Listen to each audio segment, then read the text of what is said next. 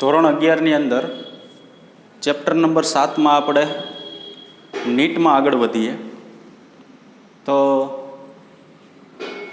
આપણે કોઈ પણ ચેપ્ટર છે એ ફાસ્ટ રિવિઝન કરશું. આ ફાસ્ટ રિવિઝનની અંદર આપણે ઓલરેડી તો આગળ 11મા ધોરણની અંદર આ ચેપ્ટર ભણી જ ગયા છીએ, બરાબર. અગત્યના જે મુદ્દાઓ છે તે સમજાવીશું અને સૌથી જે અગત્યની વસ્તુ છે એ થોડીક આપણે ડીપની અંદર જાશું, બરાબર. તો સૌ પ્રથમ તો ઇન્ટ્રોડક્શન છે. ઇન્ટ્રોડક્શનની અંદર એક શબ્દ એવો છે કે દ્રઢ પદાર્થ.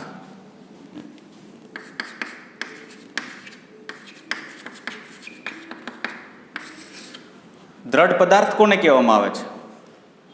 તો કે જે પદાર્થ છે તેમના ઘટક કણો સમયની સાપેક્ષે તેમના સ્થાન અચળ જળવાઈ રહેતા હોય તેવા પદાર્થને દ્રઢ પદાર્થ કહેવામાં આવે છે. વાસ્તવમાં ખરેખર એવો કોઈ પદાર્થ હોતો નથી. ધારો કે કોઈ પણ ઘન પદાર્થ છે ને એ પોતાના મધ્યમન સ્થાનની આસપાસ દોલન કરતા હોય છે, ઘન પદાર્થના ઘટક કણો, બરાબર. આ જે ઘટક કણો જે છે એ પોતાના મધ્યમન સ્થાનની આસપાસ જ્યારે દોલન કરતા હોય તો એના ઘટક કણો છે એ એક સ્થાન ઉપર સ્થિર છે નહીં, તો એને દ્રઢ પદાર્થ ન કહેવાય. દ્રઢ પદાર્થ કોને કહેવાય?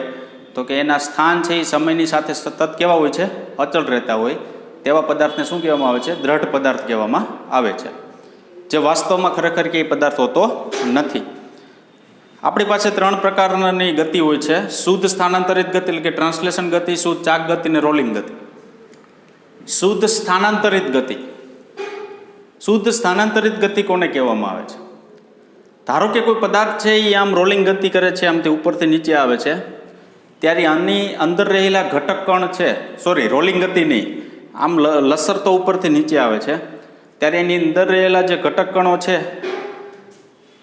તેમાં દરેકના વેગ સમયની સાથે અચળ રહેતા હોય તેવી ગતિને શુદ્ધ સ્થાનાંતરિત ગતિ કહેવામાં આવે છે. ધારો કે આપણી પાસે એક પદાર્થ છે, એ પદાર્થ છે એ એક ઢાળ ઉપરથી નીચે તરફ આવે છે. તો ધારો કે અહીં P1 બિંદુ છે, ધારો કે અહીં P2 બિંદુ છે, બધાના વેગની દિશા કેવી? નીચે તરફ.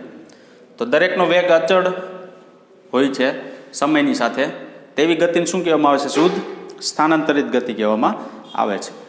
હવે એના પછી આવે છે શુદ્ધ ચાક ગતિ. તો આપણી પાસે એક પદાર્થ છે, ધારો કે તે શું કરે છે? આમ ભ્રમણ કરે છે. ભ્રમણ કરતો હોય એમાંથી કોઈ એક કણ ધારી લ્યો. ધારો કે અહીં એક કણ છે. આ કણ જે છે એનું કેન્દ્ર જે છે એ અક્ષ છે, આ P1 કણ છે. હવે શું થશે? તો કે આખો કણ છે આમ ફરશે, બરાબર. ફરશે એટલે એ વર્તુળમય ગતિ કરશે. દૂરનો કણ છે એ વધુ વર્તુળમય ગતિમાં ભ્રમણ કરે, અહીં નજીકનો કણ છે એ ઓછા વર્તુળમય ગતિ કરશે. અને જો અક્ષ ઉપર એટલે કે R બરાબર 0 પાસે હોય કોઈ કણ, તે ચાક ગતિ કરી શકશે નહીં, બરાબર. તો દરેકના કેન્દ્ર ક્યાં હોય છે? અક્ષ ઉપર જ આવે છે. અને કેવી ભ્રમણ ગતિ કરતું હોય તો એવી ગતિને શુદ્ધ ચાક ગતિ કહેવામાં આવે છે. શુદ્ધ ચાક ગતિ તરીકેનું ઉદાહરણ લેવું હોય તો પંખો છે, ચકડોળ છે, પછી કુંભાર છે, એનો ચાકડો છે. કોઈ અક્ષ સ્થિર હોય છે, બરાબર, અને પદાર્થ છે એ શું કરતો હોય છે? ભ્રમણ કરતો હોય. એને શુદ્ધ કેવી કહેવાય? ચાક ગતિ કહેવામાં આવે છે. ચલિત અક્ષને અનુલક્ષીને ચાક ગતિ. ચલિત અક્ષને અનુલક્ષીને ચાક ગતિ કોને કહેવાય? તો ક્યાંય ભમરડાનું એક ઉદાહરણ આપણે આપેલું છે. આપણી પાસે એક ભમરડો છે, ધારો કે આ ભમરડાની અહીંયા અણી છે, બરાબર.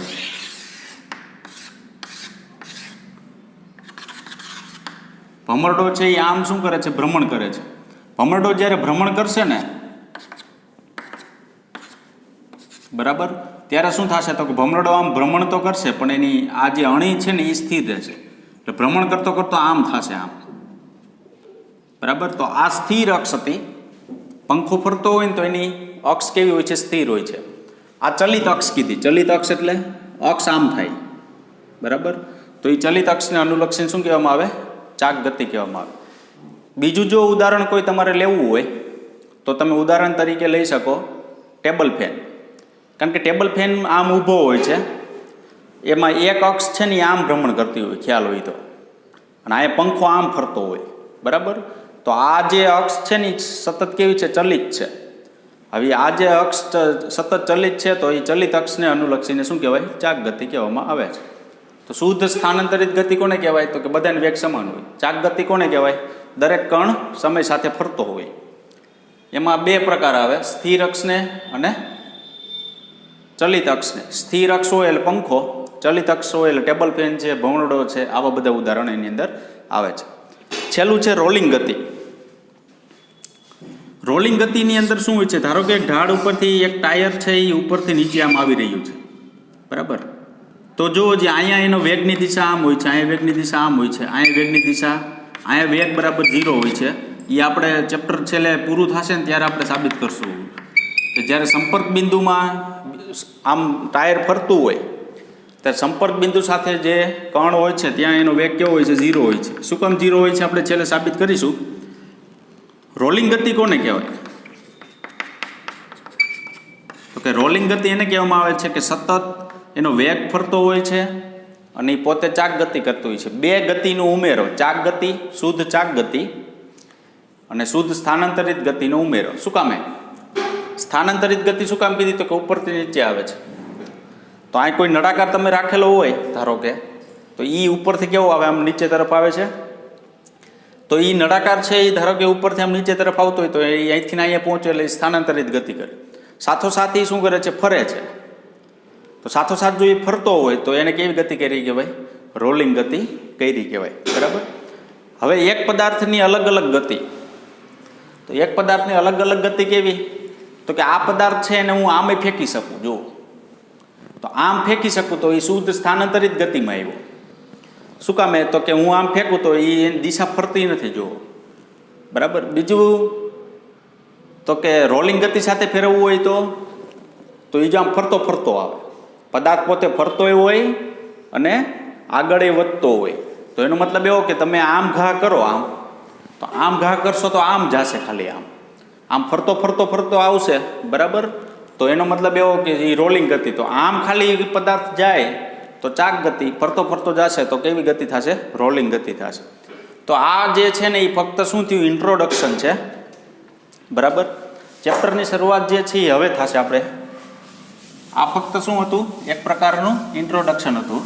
ઇન્ટ્રોડક્શન કેવું? તો કે આપણે આ ચેપ્ટરની અંદર કયા કયા પ્રકારની ગતિઓ ભણવાની છે તે, બરાબર? કયા કયા પ્રકારની ગતિઓ આવી? શુદ્ધ સ્થાનાંતરિત ગતિ, ચાક ગતિ અને રોલિંગ ગતિ, બરાબર? ચાક ગતિ જે છે શુદ્ધ, એની અંદર બે પ્રકાર આવ્યા. કયા કયા બે પ્રકાર આવ્યા? સ્થિર અક્ષને અનુલક્ષીને ચાક ગતિ અને ચલિત અક્ષને અનુલક્ષીને ચાક ગતિ આવી, બરાબર? હવે આવે છે સૌથી અગત્યનો ટોપિક,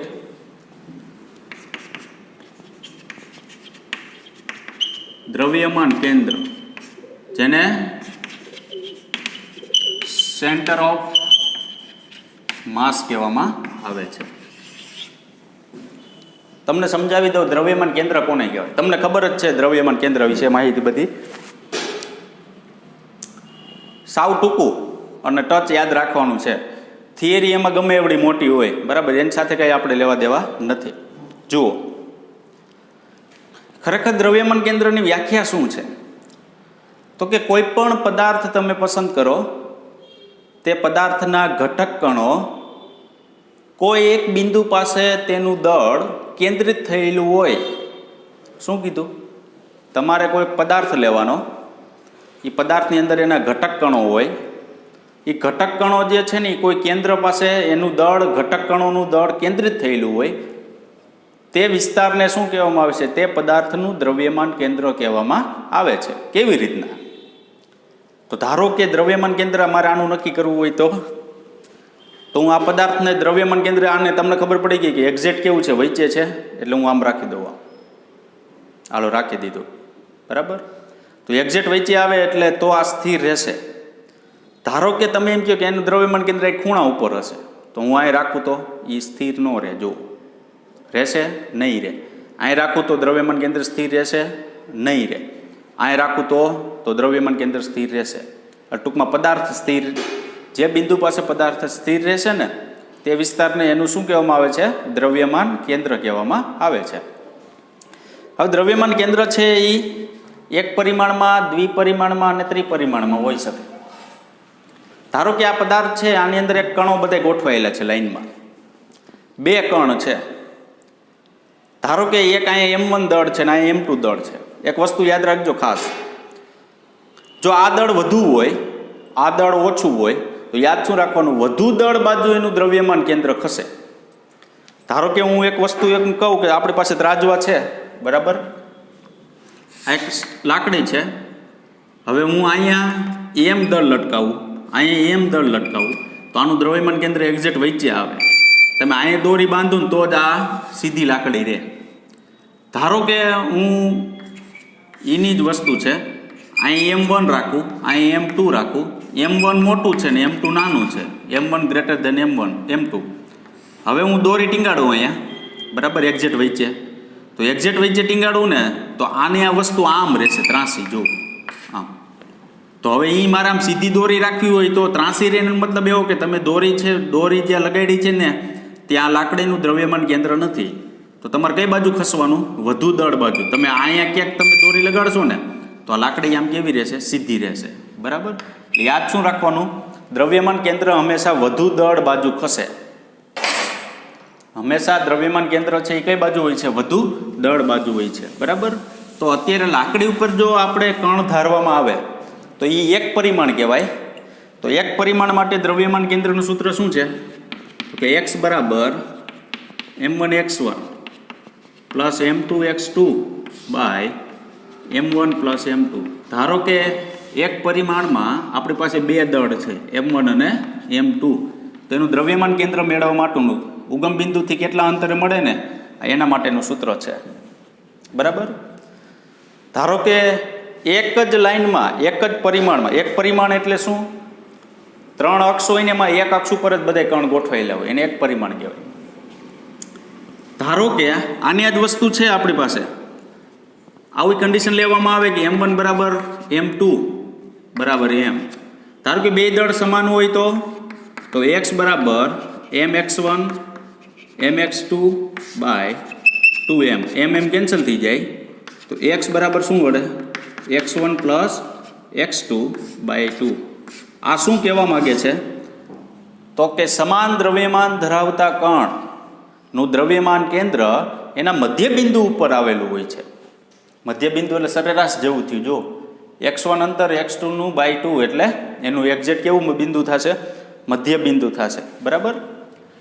ધારો કે n કણ હોય તો અહીં શું લખવાનું તમારે, M1 x1 plus M2 x2 plus up to plus Mn xn by M1 plus M2 plus up to plus Mn. એમ જનરલ સૂત્ર તમે આગળ જતા લખી શકો. આ વાત થઈ કોની, એક પરિમાણની વાત થઈ.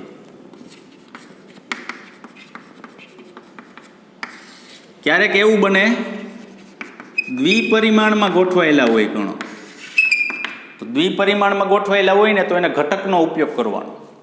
તો એના ઘટકનો તમે જો ઉપયોગ કરો તો કેવી રીતના થશે, તો ધારો કે દ્વિને ત્રિપરિમાણ જ લઈ લે એટલે બધું એની અંદર આવી જાય. ત્રિપરિમાણ, ત્રિપરિમાણનો મતલબ શું, તો કે આપણી પાસે આ ત્રણ એક્સ અક્ષો છે ને, એક્સ અક્ષ, વાય અક્ષ અને ઝેડ. એક્સમાં ગોઠવાયેલા હોય, વાયમાં ગોઠવાયેલા હોય, ઝેડમાં ગોઠવાયેલા હોય. તો એવું ઉદાહરણ કોણ, તો કે આ ચોક ત્રિપરિમાણ કહેવાય. કોઈ ગોળો છે તો ત્રિપરિમાણ કહેવાય, કોઈ બોલ છે મોટો તો એ ત્રિપરિમાણ કહેવાય, બરાબર. એક્સમાં કણ ગોઠવાયેલા હોય, વાયમાં ગોઠવાયેલા હોય, આમ ઝેડમાં ગોઠવાયેલા હોય, બધામાં ગોઠવાયેલા હોય. તો એનો એક્સ ઘટક મેળવવો હોય તો એક્સ ઘટક મેળવવો હોય તો આમ લખવાનું, M1 x1 plus M2 x2 plus M3 x3 by M1 plus M2 plus M3. આ ત્રણ કણ માટે લીધેલું, n કણ માટે લઈ શકો પ્લસ અપ ટુ પ્લસ કરીને.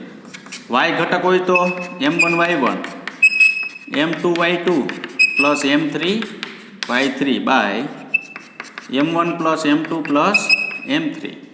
ઝેડ ઘટક હોય તો M1 Z1 plus M2 Z2 plus M3 Z3 by M1 plus M2 plus M3.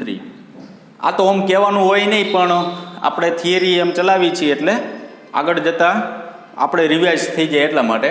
પણ આ તો આપને આ સિમ્પલ વસ્તુ છે, બરાબર. દ્રવ્યમાન કેન્દ્ર મેળવવા માટે આપણે આવડતું જ હોય છે, ત્રિપરિમાણ હોય કે દ્વિપરિમાણ. જો ત્રિપરિમાણ હોય ને તો આપણે સ્થાન સદિશનો ઉપયોગ કરીએ છીએ. કોનો ઉપયોગ કરીએ છીએ? સ્થાન સદિશનો. આ સ્થાન થયા, સ્થાન એટલે ઘટક, બરાબર. આ ઘટકનું પરિણામ કેવું મળશે તમને? આમ મળશે, એક્સ વાય અને ઝેડમાં. તમને આ જે મળે ને એક્સની જગ્યાએ મૂકવાનું, આ જે મળે વાયની જગ્યાએ, ને આ જે મળે ઝેડની જગ્યાએ, એટલે ત્રિપરિમાણ થઈ ગયું, બરાબર. હવે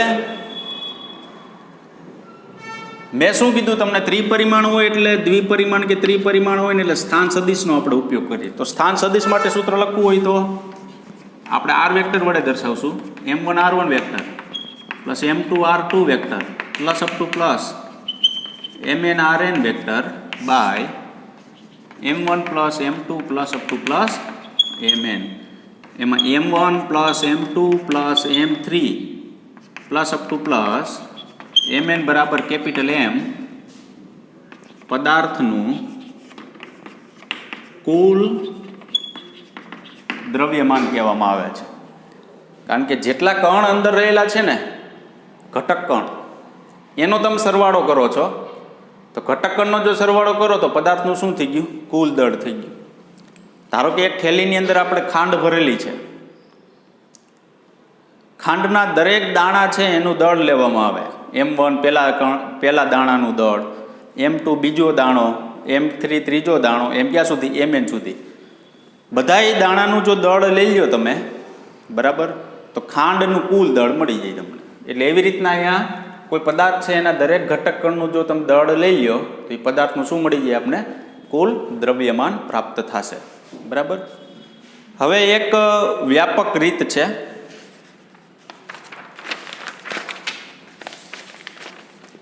વ્યાપક રીત એટલે કેવી? કે આની અંદર તમે રહેલા ઘટક કણ છે ને એને ત્રિપરિમાણમાં ધારો. અત્યારે તો ડાયરેક્ટ આપણે કણ લેતા, પણ હવે રીત એવી છે કે આની અંદર રહેલા જે ઘટક કણ છે ને, ધારો કે આપણી પાસે XYZ એક પદાર્થ છે, એની અંદર રહેલો જે ઘટક કણ છે ને એને જ આપણે ત્રિપરિમાણમાં ધારીએ, બરાબર. તો આનું દળ છે dm, ધારો કે આનું કદ છે કેટલું? dv. આને કહેવાય દળ ખંડ, આને કહેવાય કદ ખંડ. આખું કદ નહીં, સૂક્ષ્મ ખંડ છે એનું કદ. હવે તમને ખબર છે કે આવું dv dm ને dv ને એવું આવે ને એટલે કોનો ઉપયોગ થાય? સંકલનનો ઉપયોગ થાય. તો સંકલનનો ઉપયોગ થાય તો જો x પરિમાણ xમાં ગોઠવાયેલા કણ હોય તો 1/m integration x into dm.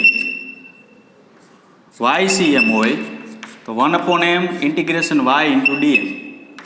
ZCM હોય તો 1/m integration z into dm. આનો ઉપયોગ છે ને ક્યારે થશે? અમુક આપણે MCQ એવા ગણશું કે એમાં સંકલનનો ઉપયોગ થશે, બરાબર.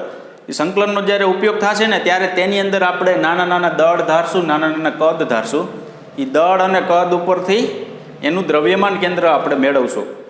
જો કોઈ સળિયો છે ધારો કે x અક્ષ ઉપર પથરાયેલો હોય તો XCM બરાબર 1/M ઇન્ટિગ્રેશન x ઇન્ટુ dmનો ઉપયોગ કરશું.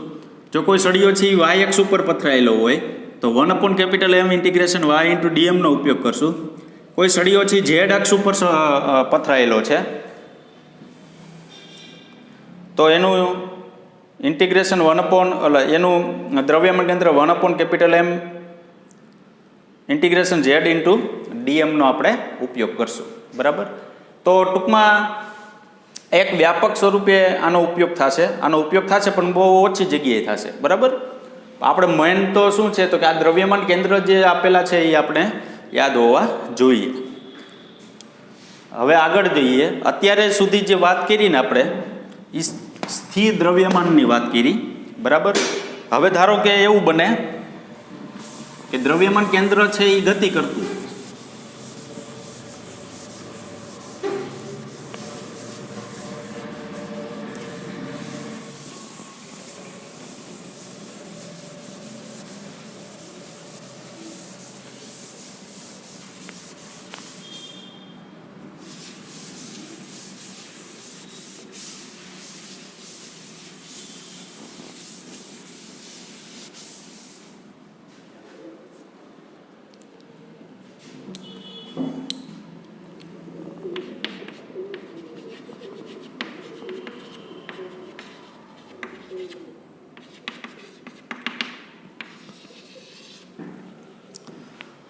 અત્યાર સુધી શું હતું તો કે પદાર્થ આમ સ્થિર હતો, ત્યારે એવા પદાર્થનું આપણે શું મેળવતા હતા?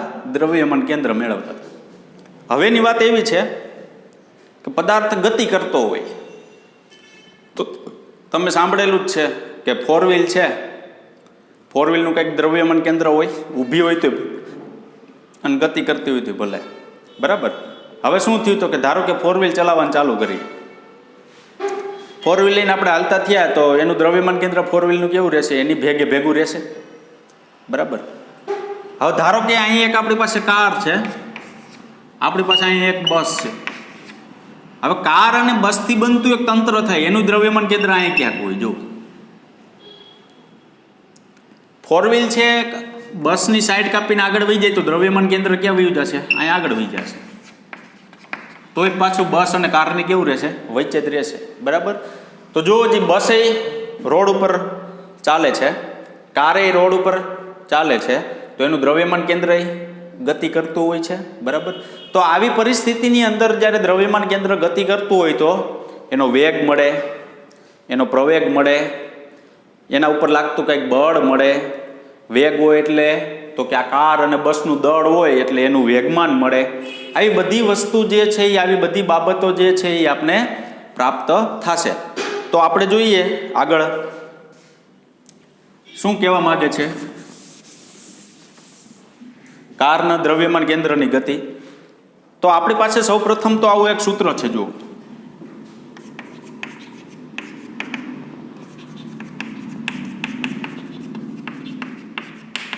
Plus up to plus mn rn vector. આપણે હમણાં કીધું કે જો ત્રિપરિમાણમાં હોય તો આપણી પાસે કાર ત્રિપરિમાણમાં છે, તો એનું દ્રવ્યમાન કેન્દ્રના મેળવવું હોય તો એનું સ્થાન સદિશનો ઉપયોગ કરવો પડે. mr વેક્ટર બરાબર m1 r1 vector plus m2 r2 vector plus up to plus mn rn vector. હવે જો થોડાક આગળ વધીએ તો જો સમયની સાથે સ્થાનમાં ફેરફાર થાય તો જ ગતિ મળે. સમય સાથે જો સ્થાન અચળ હોય તો વિકલન ન થાય. તો સમયની સાથે જો સ્થાનમાં ફેરફાર થાય તો સમય સાથે ધારો કે આ બધાને વિકલન કરવામાં આવે, વિકલન કરવા વેગ મળે. તો mv વેક્ટર બરાબર m1 v1 vector plus m2 v2 vector plus up to plus mn vn vector. તો અહીંયા દ્રવ્યમાન કેન્દ્રનો વેગ કેટલો મળશે? m1 v1 vector plus m2 v2 vector plus up to plus mn vn vector by capital M, બરાબર. હવે જો સ્થાનમાં ફેરફાર થાય તો આનું વિકલન કરો ને પાછું સમયની સાથે વેગનું, તો શું મળે? પ્રવેગ મળે. તો અહીંયા પાછું આવું મળે ma વેક્ટર બરાબર m1 a1 vector plus m2 a2 vector plus up to plus mn n vector. તો a વેક્ટર cm એટલે દ્રવ્યમાન કેન્દ્રનો પ્રવેગ, m1 a1 vector plus m2 a2 vector plus up to plus mn n vector by capital શું લખવાનું? M. તો જુઓ તો અહીંયા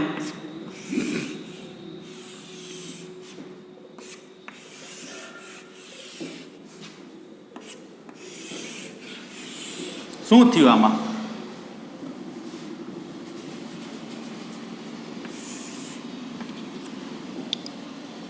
સ્થાન સદિશ r હોય તો અહીંયા m1 r1 નો ઉપયોગ કરો, વેગ હોય તો m1 v1 નો ઉપયોગ કરો, પ્રવેગ હોય તો m1 a1 એવો ઉપયોગ કરવાનો, બરાબર. હવે આગળ જતાં શું થશે? તમે આવું લખી શકો ma વેક્ટર બરાબર f1 vector plus f2 vector plus up to plus fn vector. ma બરાબર f લખાય, m1 a1 vector f1 vector m2 a2 vector f2 vector plus up to plus mn an vector એટલે fn vector. આવું તમે લખી શકો. હવે શું થશે જુઓ, આ પ્રકારે જ્યારે લખશો ત્યારે શું થાય તો કે આપણે એવું કહીએ કે જે પદાર્થ છે તેના ઉપરનું આ કુલ બળ છે. કુલ બળ સ્વરૂપે બે બળ આવે. ક્યાં બળ આવે? f ઇન્ટરનલ બળ પ્લસ f એક્સટર્નલ બળ. બાહ્ય બળ અને આંતરિક બળ બે પ્રકારના બળ આવે.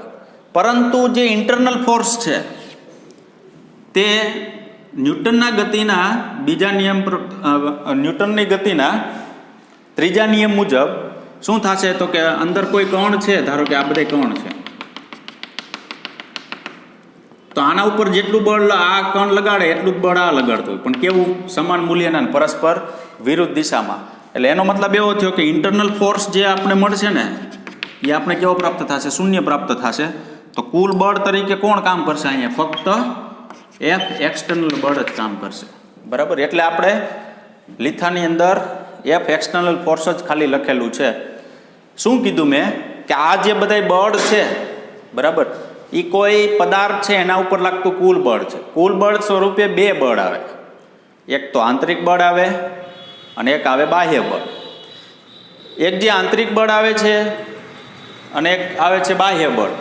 આંતરિક બળ જે છે ને એ કેવું હોય છે? તો કે અંદર જે કણ છે એ એકાબીજા ન્યૂટનની ગતિના ત્રીજા નિયમ મુજબ સમાન મૂલ્યના પરસ્પર કેવા લાગે છે? વિરુદ્ધ દિશામાં. તો એકાબીજા જો સમાન મૂલ્યના અને પરસ્પર વિરુદ્ધ દિશામાં લાગતા હોય તો એનું પરિણામી બળ આપણે કેવું પ્રાપ્ત થશે? શૂન્ય પ્રાપ્ત થશે. એટલે ઇન્ટરનલ ફોર્સ જે છે ને એ કેવું થઈ જાય? ઝીરો થઈ જાય. એક્સટર્નલ ફોર્સ વધે. તો હંમેશા યાદ રાખવાનું, કોઈ પદાર્થ છે એ ગતિ કરતો હોય ને ત્યારે એના ઉપર લાગતું બળ જે છે એ આંતરિક બળ હંમેશા શૂન્ય હોય છે. ક્યુ બળ કામ કરે છે? ફક્ત બાહ્ય બળ જ કામ કરે છે. એટલે એફ એક્સટર્નલનો આપણે ઉપયોગ કરીશું. બરાબર. આગળ જઈએ. કણોના તંત્રનું રેખીય વેગમાન.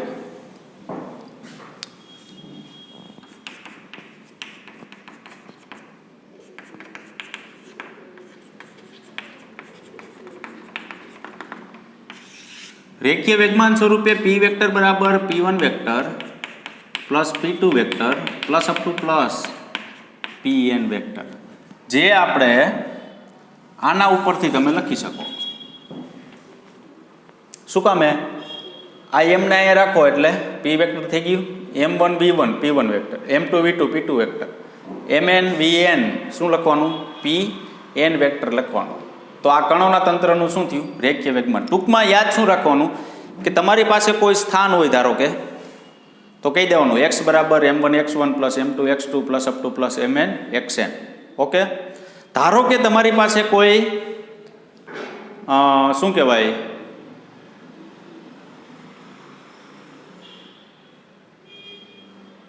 વેગ છે, તો m1 v1 plus m2 v2 plus up to plus mn vn. બરાબર.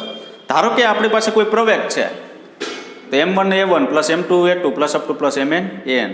ધારો કે આપણી પાસે કોઈ બળ છે, તો f1 f2. ધારો કે આપણી પાસે વેગમાન છે, તો p1 p2. આવું કહી દેવાનું. બરાબર. આગળ જતા આપણી પાસે dp વેક્ટર બાય dt બરાબર m dv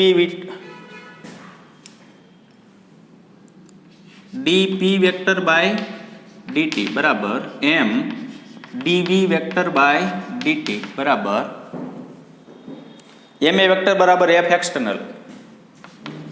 ma વેક્ટર બરાબર f વેક્ટર એક્સટર્નલ. એક વસ્તુ ધ્યાન રાખજો, બધાય બરાબર બધું લખાય. જો બધાય બરાબર બધું શું લખાય? f બરાબર ma લખાય, ma બરાબર dv બાય dt લખાય. શું કામ? તો કે વેગનું વિકલન કરો પ્રવેગ મળે. બરાબર. પછી અહીં શું લખ્યું? dp વેક્ટર બાય શું લખાય? dt. તો dp vector by dt f dp એટલે mb લખો, m કોમન કાઢો એટલે પાછું આનો સ્ટેપ આવી ગયું. બધાય બરાબર શું લખી શકાય? બધું લખી શકાય. આ એક વસ્તુ યાદ રાખજો, આગળ આપણે પાછું આની સાથે કમ્પેરિઝન કરવાનું થશે. હવે આ વસ્તુ આવી શું? તો કે હવે વસ્તુ એવી આવે છે કે આપણી પાસે વેગમાન સંરક્ષણના નિયમનો ઉપયોગ કરીએ. તો વેગમાન સંરક્ષણના નિયમનો ઉપયોગ કરીએ તો શું છે વેગમાન સંરક્ષણ નિયમ? f external equal to dp vector by dt બરાબર 0. બાહ્ય બળ શૂન્ય, વેગમાન અચળ. કોઈ પદાર્થ ઉપર લાગતું પરિણામી બાહ્ય બળ જો શૂન્ય હોય તો એનું કુલ રેખીય વેગમાન કેવું રહેશે? અચળ. શું કામ અચળ? કારણ કે તમને ખબર છે કે કોઈ અચળ પદનું સમયની સાપેક્ષે વિકલન કરો તો એ શું મળે? શૂન્ય મળે. બરાબર. તો dp વેક્ટર બાય dt અચળ. જો આને હું p ને અચળ કહું ને તો જ f મને શું મળે? શૂન્ય મળે. p ને અચળ કહું ને એટલે આ 0 થઈ જાય, તો f એક્સટર્નલ બરાબર શું લખાય? 0. તો વેગમાન સંરક્ષણનો નિયમ શું દર્શાવે છે? તો કે કોઈ પદાર્થ ઉપર બાહ્ય બળ જ્યારે લગાડવામાં આવે ત્યારે શું થાય? બાહ્ય બળ લગાડવામાં આવે ત્યારે તંત્ર ઉપર લાગતું પરિણામી બાહ્ય બળ શૂન્ય હોય ત્યારે વેગમાન કેવું રહેશે? અચળ. જો વેગમાન અચળ હોય તો વી કેવું અચળ. શું કામ? કે આનું સમયની સાપેક્ષે વિકલન કરો તો બળ 0 મળે. પ્રવેગ કેવો? શૂન્ય.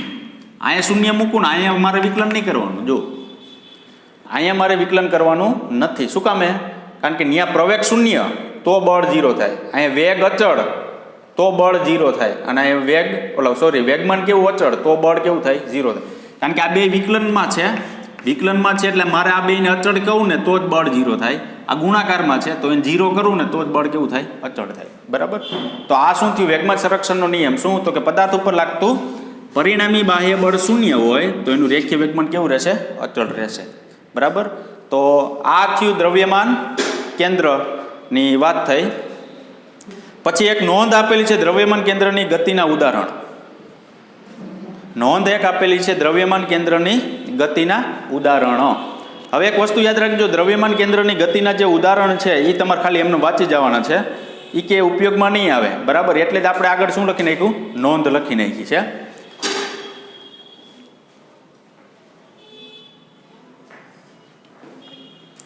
હવે આપણે આગળ વધીએ તો દ્રવ્યમાન કેન્દ્ર નક્કી કરવા માટે થોડીક રીત કહી દઉં. કઈ રીતના આપણે નક્કી કરી શકીએ. બરાબર. કેવો આકાર હોય છે?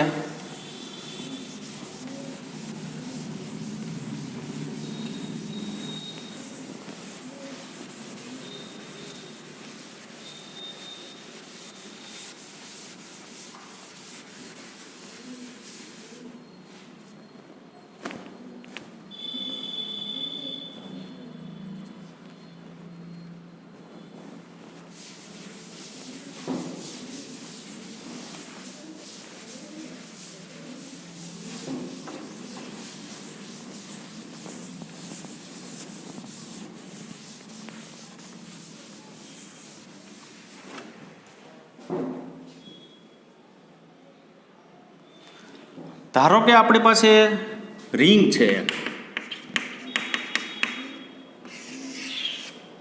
આ રિંગનું દ્રવ્યમાન કેન્દ્ર ક્યાં હોય છે? એક્ઝેક્ટ મધ્યમાં હોય છે. બરાબર. ધારો કે આપણી પાસે એક તકતી છે.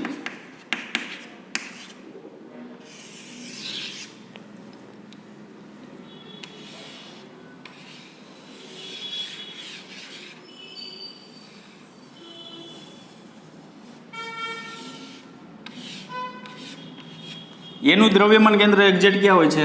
મધ્યમાં. બેયમાં ફેર શું? એક વસ્તુ યાદ રાખજો ખાસ. ધારો કે આપણી પાસે આ રિંગ હોય આ. બરાબર. તો હવે રિંગ છે તો દ્રવ્યમાન કેન્દ્ર હું અહીંયા લઉં તો એ દ્રવ્યની બહાર થાય. દ્રવ્યમાન કેન્દ્ર છે એ દ્રવ્યની કેવું થાય? બહાર.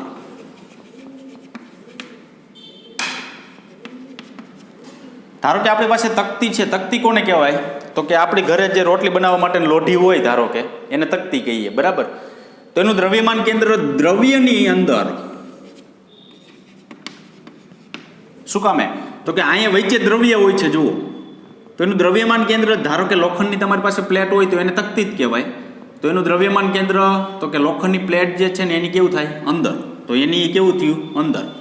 અહીંયા વચ્ચે ખુલ્લો ભાગ હોય છે. જુઓ તો વચ્ચે ખુલ્લો ભાગ હોય છે તો એ દ્રવ્યની કેવું કહેવાય? બહાર કહેવાય. બરાબર. તો આ બે વસ્તુ ધ્યાન રાખજો. દ્રવ્યમાન કેન્દ્ર છે એ દ્રવ્યની બહાર હોઈ શકે, દ્રવ્યની કેવું હોઈ શકે? અંદર. હવે એક સરસ બીજું ઉદાહરણ લઉં.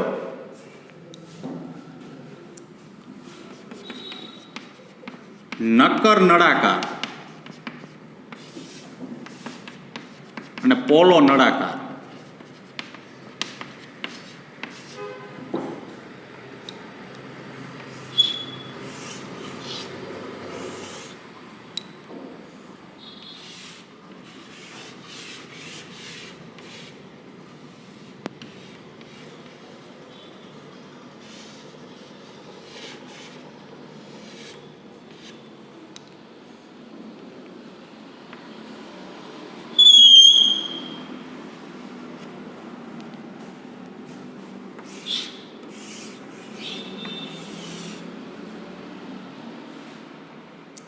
નક્કર નળાકાર કોને કહેવાય? તો કે ચોકને. જો વચ્ચે દ્રવ્ય ભરેલું હોય છે. પોલો નળાકાર કોને કહેવાય? તો કે પાણીની જે પાઇપ છે તે નળી. બરાબર. વચ્ચે કેવું હોય છે? પોલું. પોલા ભાગની અંદર જ પાણી છે એ શું થશે? પસાર થશે. તો આપણે એવું કહેવાય કે દ્રવ્યમાન કેન્દ્ર દ્રવ્યની અંદર ભૌમિતિક અક્ષ ઉપર. આનું દ્રવ્યમાન કેન્દ્ર નક્કી કરવું હોય તો દ્રવ્યની અંદર ભૌમિતિક અક્ષ પર. આનું દ્રવ્યમાન કેન્દ્ર દ્રવ્યની બહાર ભૌમિતિક અક્ષ પર મધ્યમાં. અહીં લખી નાખવાનું મધ્યમાં. એવી રીતના તમે ધારો કે નક્કર ગોળો અને પોલો ગોળો એવું પસંદ કરો. નક્કર ગોળો અને પોલો ગોળો. નક્કર ગોળો હોય તો દ્રવ્યની અંદર, પોલો ગોળો હોય તો દ્રવ્યની બહાર. ધારો કે ફૂટબોલ છે ને એનું દ્રવ્યમાન કેન્દ્ર તમને પૂછે ને એટલે તમારે શું કહેવાનું? તો કે દ્રવ્યની બહાર એના કેન્દ્ર પર. જો ફૂટબોલની અંદર છે પણ અંદર દ્રવ્ય છે નહીં એટલે દ્રવ્યની કેવું કહેવાય? બહાર કહેવાય. અને ધારો કે તરબૂચ લ્યો તો તરબૂચની અંદર મટીરિયલ કંઈક ભરેલું હોય એટલે દ્રવ્યની કેવું કહેવાય? અંદર કહેવાય. બરાબર. પછી એક સમિતિના નિયમનો ઉપયોગ કરી દ્રવ્યમાન કેન્દ્ર નક્કી કરવા માટેની એક રીત છે. ધારો કે એક ત્રિકોણ છે આપણી પાસે, એને અસંખ્ય એવી પાતળી પટ્ટીઓમાં એનું વિભાજન કરવામાં આવે. અસંખ્ય એવી પાતળી પટ્ટીઓમાં શું કર્યું? વિભાજન કર્યું. દરેક પટ્ટીઓ જે છે એનું દ્રવ્યમાન કેન્દ્ર નક્કી કરી લેવાનું. એટલે એના મધ્યમાં હોય એને જોડતું એક રેખાખંડ દોરી નાખવાનું. પૂરું. પછી આમ પાતળી પટ્ટીઓમાં એનું વિભાજન કરવાનું. એના દરેક દ્રવ્યમાન કેન્દ્ર લઈ લેવાના, એને જોડતી રેખાખંડ આમ લઈ લેવાનું, એના દરેક દ્રવ્યમાન કેન્દ્ર લઈ લેવા. આમ ત્રણેય મધ્યગાઓ જે બિંદુ પાસે છેદે ને ત્યાં એનું શું મળે? આપણે દ્રવ્યમાન કેન્દ્ર પ્રાપ્ત થશે. બરાબર. તો આ રીતથી તમે શું કરી શકો? દરેકના દ્રવ્યમાન કેન્દ્રો જે છે એ આપણે નક્કી કરી શકીએ. આવી રીતના અલગ અલગ આકારો જે છે એ આપણે ઉપયોગ કરી શકીએ દ્રવ્યમાન કેન્દ્રના. બરાબર. ચાલો હવે આગળ વધીએ થોડાક.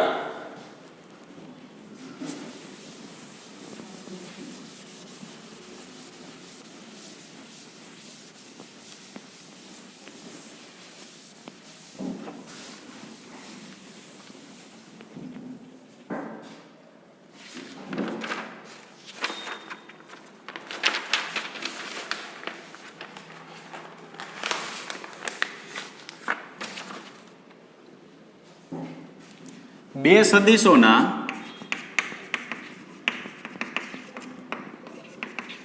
સદિશ ગુણાકાર. બે સદિશોના શું લખવાના? સદિશ ગુણાકાર. તો તમને ખ્યાલ જ છે કે એ વેક્ટર ક્રોસ બી વેક્ટર હોય તો એ બી શું લખાય? સાઇન થીટા લખાય. ક્રોસ ગુણાકાર હોય તો સાઇન, ડોટ ગુણાકાર હોય તો શું લખવાનું? કોસ. બરાબર. હવે ગુણધર્મ લેતા જઈએ. હંમેશા યાદ રાખવાનું કે એ ધારો કે આપણી પાસે એ વેક્ટર ક્રોસ બી વેક્ટર બરાબર શું લખાય? ધારો કે સી વેક્ટર લખી તો એ અને બીથી બનતું સમતલ છે ને એને હંમેશા પરિણામી લંબ હોય. ધારો કે આપણી પાસે એક શું કહેવાય? ત્રિપરિમાણ છે એક્સ વાય અને ઝેડ. ધારો કે એક સમતલ છે ઝેડ અને એક્સમાં બનેલું છે. ઝેડ અને કેમાં બનેલું છે? એક્સમાં બનેલું છે. તો એને ત્રીજો જે સદિશ છે ને હંમેશા કેવો મળે? આમ લંબ મળે. બરાબર. એટલે યાદ રાખવાનું કે આ બે સદિશથી જે ગુણાકાર થાય છે એને ત્રીજો સદિશ હંમેશા કેવો હોય છે? લંબ સમતલમાં હોય છે. આગળ દિશા નક્કી કરવી હોય તો એ ક્રોસ બી બી ક્રોસ સીની. તો સ્ક્રૂના નિયમ પ્રમાણે દિશા નક્કી કરવામાં આવે છે. કેવી રીતના દિશા નક્કી કરવામાં આવે? ધારો કે એક્સ વાય અને આ શું છે? ઝેડ. એક સ્ક્રૂ છે. ધારો કે ના સોરી આપણે આ કહીએ એ વેક્ટર, આ કહીએ બી વેક્ટર, આ આપણે સી મળશે. ધારો કે આપણે એથી બી તરફ ફેરવવાનો છે સ્ક્રૂને. એથી બી તરફ ફેરવો એટલે સ્ક્રૂ ટાઈટ થાય એટલે ઉપર તરફ આગળ વધે. તો શું છે દિશા નક્કી કરવા માટે? તો પ્રથમ સદિશથી બીજા સદિશ તરફ સ્ક્રૂને ફેરવવામાં આવે. બરાબર. અને અણી જે દિશામાં આગળ વધે, સ્ક્રૂ જે દિશામાં આગળ વધે ને તે પરિણામી સદિશની દિશા મળે. તો અત્યારે એથી બી તમે ફેરવો, આમ એથી બી આમ ફેરવી. બરાબર. આમ તો ઉપર તરફ સ્ક્રૂ આગળ વધશે તો સીની દિશા ઉપર તરફ. ધારો કે કોઈક એમ કે બીથી એ ફેરવવું છે, બીથી શું ફેરવવું છે? એ આમ ફેરવવું છે તો સ્ક્રૂ નીચે તરફ આગળ વધે તો સી વેક્ટરની દિશા કેવી મળશે? નીચે તરફ. તો એનો મતલબ શું થયું નીચે તરફ મળે એટલે? તો કે બી વેક્ટર ક્રોસ એ વેક્ટર જો લખવામાં આવે ને તો અહીંયા માઇનસ સી વેક્ટર લખાય. શું કામ? તો કે આ ધન એક્સ અક્ષ હોય ધારો કે, તો નીચે તરફ કેવી મળે આપણે? ઋણ એક્સ અક્ષ મળે. બરાબર. તો આગળ આપણે જુઓ ડોટ ગુણાકારમાં A vector dot B vector અને B vector dot A vector લખી શકતા હતા, પણ અહીંયા A vector cross B vector is not equal to B vector cross A vector. Minus લખવું હોય તો લખી શકાય, પણ ડાયરેક્ટ તમે એ ડોટ બીનું બી ડોટ એનું તમે કહી શકો નહીં. એટલે અહીંયા શું કીધું? સદિશના અદિશ ગુણાકાર ક્રમના નિયમનું પાલન કરે છે, પણ અદિશ ગુણાકાર જે છે ને અદિશ છે, આ કેવો છે? સદિશ. આ ક્રમના નિયમનું પાલન કરે છે, આ ક્રમના નિયમનું પાલન કરતા નથી. બરાબર. આગળ જો પરસ્પર મેં કહી દીધું એ પ્રમાણે એથી બી જાઓ તો અહીં ધન લેવાનું, બીથી એ આવો તો કેવું થઈ જાય? ઋણ થઈ જાય. એટલે અહીં શું લખવાનું? માઇનસ લખવાનું. પછી એક તમને રસપ્રદ બાબત કઈ આપેલી છે? પરાવર્તનનો નિયમ. પરાવર્તનનો નિયમ એટલે શું? આ એક્સ અક્ષ છે, હું અહીંયા અરીસો મૂકું તો મને માઇનસ એક્સ દેખાય. તો એક્સ અક્ષ હોય તો માઇનસ એક્સ, વાય હોય તો માઇનસ વાય, ઝેડ હોય તો માઇનસ શું લખાય? ઝેડ. આવું લખી શકાય. બરાબર. તો અહીંયા આપણી પાસે જો એ વેક્ટર ક્રોસ બી વેક્ટર હોય તો માઇનસ એ વેક્ટર ક્રોસ માઇનસ બી વેક્ટર, તો વધે શું? એ વેક્ટર ક્રોસ બી વેક્ટર. તો પરાવર્તનનો નિયમનો જો ઉપયોગ કરવામાં આવે તો એના ગુણાકારમાં કોઈ ફેર પડતો નથી. એ વેક્ટર ક્રોસ બી વેક્ટરની જગ્યાએ માઇનસ માઇનસ લખી નાખો તો એ પાછું પ્લસ પ્લસ મળી જાય. બરાબર. પછી આગળ શું કીધું? અદિશ અને સદિશ બંને ગુણાકારના વિભાજનના નિયમનું પાલન કરે છે. વિભાજનના નિયમનું પાલન કરે છે એટલે A dot A vector dot B vector plus C vector equal to A vector dot B vector plus A vector dot C vector. એવી રીતના A vector cross B vector plus C vector, તો A vector cross B vector plus A vector cross C vector. ટૂંકમાં ક્રમના નિયમનું પાલન નથી કરતા, વિભાજનના નિયમનું શું કરે છે? પાલન કરે. આ બધી બાબત તમને ખબર જ છે. બરાબર. પણ એકવાર રિવાઇઝ થઈ જાય ને આપણે એટલે વધુ ખ્યાલ આવી જશે. બરાબર. આગળ જઈએ. ધારો કે આપણી પાસે ત્રિપરિમાણ છે એક્સ વાય અને ઝેડ. ધારો કે કોક કે એ ક્રોસ એ લેવું છે મારે, તો અહીંયા એ ઇન્ટુ એ સાઇન થીટા આવું થાય. તો એ અને એ બે એક દિશામાં એટલે એ સ્ક્વેર સાઇન શું લખાય? 0. તો અહીં શું પ્રાપ્ત થાય? 0. હંમેશા યાદ રાખવાનું, બે જો એક જ દિશામાં હોય ને તો આપણે પરિણામી સદિશ કેવું પ્રાપ્ત થશે? શૂન્ય પ્રાપ્ત થશે. ધારો કે કોક એમ કે બી વેક્ટર ક્રોસ બી વેક્ટર તોય શૂન્ય. કોક એમ કે મારે C vector cross C vector તોય કેવું? શૂન્ય.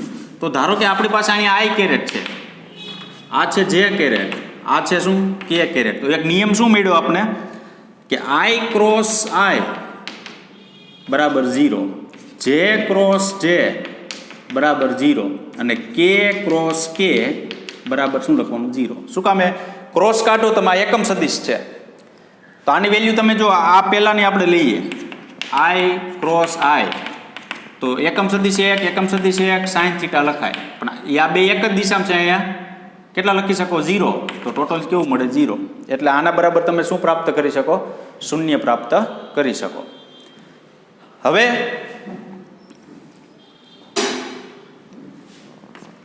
આ યાદ રાખવાનું છે ખાસ, આઈ, આ જે અને આ કે.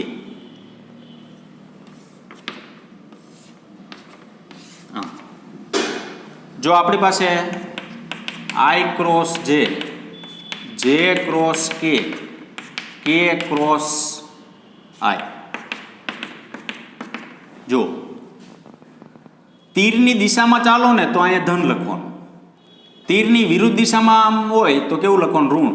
આઈ ક્રોસ જે તીરની દિશામાં ચાલ્યા તો અહીં લખવાનું કે. જે ક્રોસ કે જે અહીંયા ક્રોસ આ કે તો શું લખવાનું? આઈ. કે ક્રોસ આઈ એટલે અહીં શું લખવાનું? જે. હવે આની જ વસ્તુ ઊંધી લખી નાખી. જો જે ક્રોસ આઈ, કે ક્રોસ જે અને આઈ ક્રોસ શું લખી? કે. જોજો જે ક્રોસ આઈ, જો તીરની વિરુદ્ધ દિશા થઈ તો અહીં લખવાનું માઇનસ કે કેરેટ.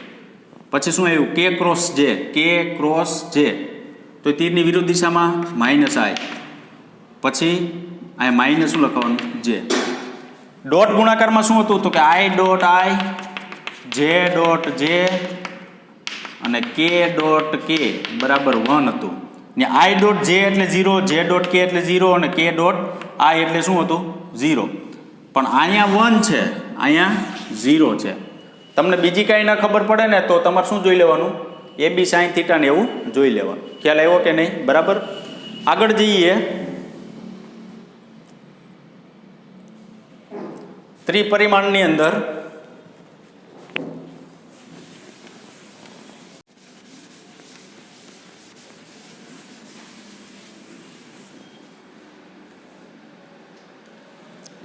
એ ક્રોસ બી છે, ax i caret, bx i caret, sorry ay j caret, az k caret dot bx i caret, by j caret અને bz k કેરેટ. આ ક્રોસ ગુણાકાર કરતા જાઓ. પહેલાં આની સાથે ત્રણેય ગુણો, આની સાથે ત્રણેય ગુણો, આની સાથે ત્રણેય ગુણો, સાદુરૂપ આપી દો છેલ્લે. તો છેલ્લે તમને ફાઇનલ રિઝલ્ટ શું મળશે? az bz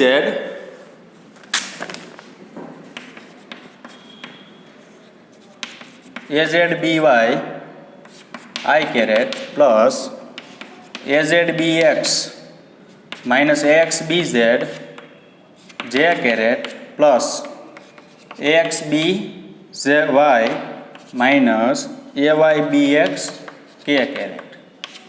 હવે વસ્તુ શું છે, આ રીત જે છે ને ગુણાકાર કરવાનો, એ આપણા માટે ખૂબ અઘરી થાય.